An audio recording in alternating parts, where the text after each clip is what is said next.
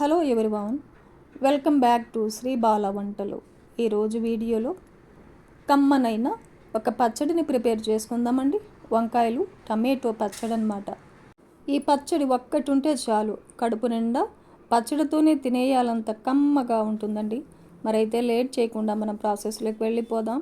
వంకాయ టమాటో పచ్చడిని ఎలా ప్రిపేర్ చేసుకోవాలి అన్నది ప్రాసెస్లో చూసేద్దాం.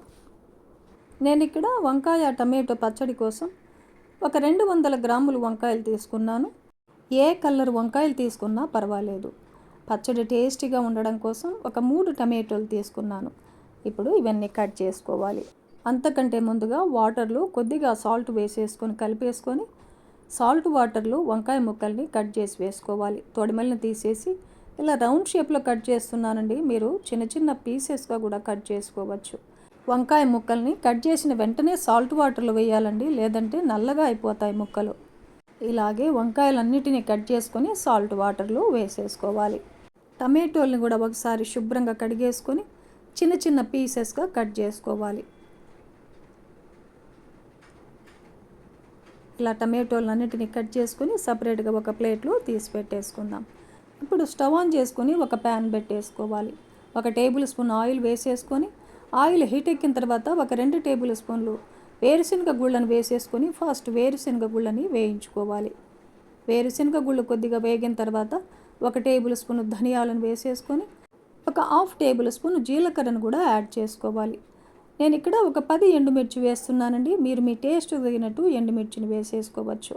ఇవన్నీ ఇలా వేయించుకున్న తర్వాత సపరేట్గా ఒక మిక్సీ జార్లో తీసేసుకుందాం. చల్లారిన తర్వాత మిక్సీ పట్టుకోవాలి. మళ్ళీ అదే ప్యాన్లో నేను ఇక్కడ ఆయిల్ వేయకుండానే వంకాయ ముక్కలు వేస్తున్నానండి. మీరు కావాలంటే 1 టేబుల్ స్పూన్ ఆయిల్ వేసేసుకొని వంకాయ ముక్కలని వేసేసుకోవచ్చు. ఒక 1/2 టేబుల్ స్పూన్ సాల్ట్ను కూడా వేసేసుకొని కలిపేసుకుందాం.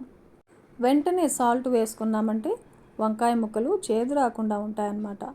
ఇలా సాల్ట్ అంతా బాగా కలిసేలాగా కలిపేసుకొని మూత పెట్టేసి లో ఫ్లేమ్లో మగ్గనివ్వాలి.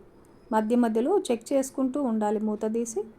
చూడండి, ఒకసారి చెక్ చేద్దాం మనకు వంకాయ ముక్కలు బాగా వేగాయా లేదా అన్నది. ఒక వంకాయ ముక్కని అలా కొద్దిగా నొక్కి చూసామంటే చూడండి మెత్తగా కట్ అవుతుంది కదా. వంకాయ ముక్కలు బాగా వేగిపోయాయి అన్నమాట.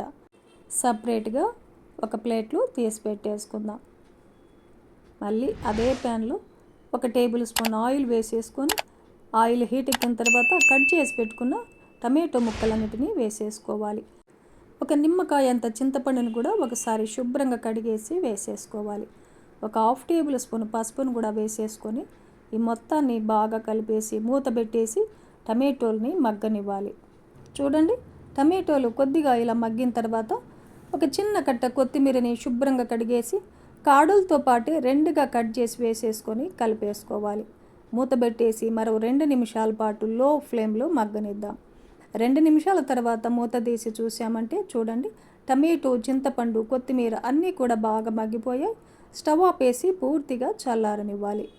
ముందుగా వేయించి పెట్టుకున్న పల్లీలు, ఎండుమిర్చి, జీలకర్ర ఇవన్నీ కూడా మిక్సీ పట్టేసుకొని ఒక వెల్లుల్లి గడ్డని పొట్టు తీసేసి వేసేసుకొని ఇంకొకసారి అలా మిక్సీ పట్టేసుకోవాలి. చూడండి, ఇలా బరకగా మిక్సీ పట్టేసుకొని వేయించి పెట్టుకున్న వంకాయ ముక్కలన్నిటినీ వేసేసుకుందాం.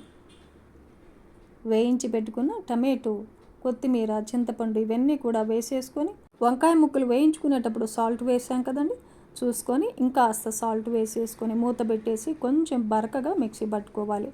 చూడండి, ఇలా కొద్దిగా బరకగా మిక్సీ పట్టుకున్నామంటే రోటి పచ్చడిలాగా ఉంటుందన్నమాట. ఈ పచ్చడికి ఇప్పుడు పోపును కూడా పెట్టేసుకుందాం. స్టవ్ ఆన్ చేసి ఒక ప్యాన్ పెట్టేసుకొని ఒక 2-3 టేబుల్ స్పూన్లమైన ఆయిల్ వేసేసుకోవాలి.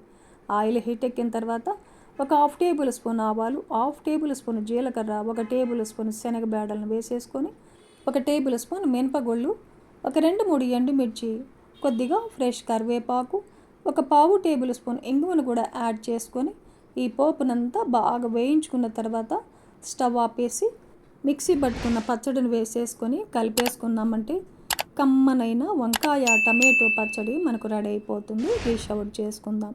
చూశారు కదండి, ఈ పచ్చడి చేసుకోవడం చాలా ఈజీ.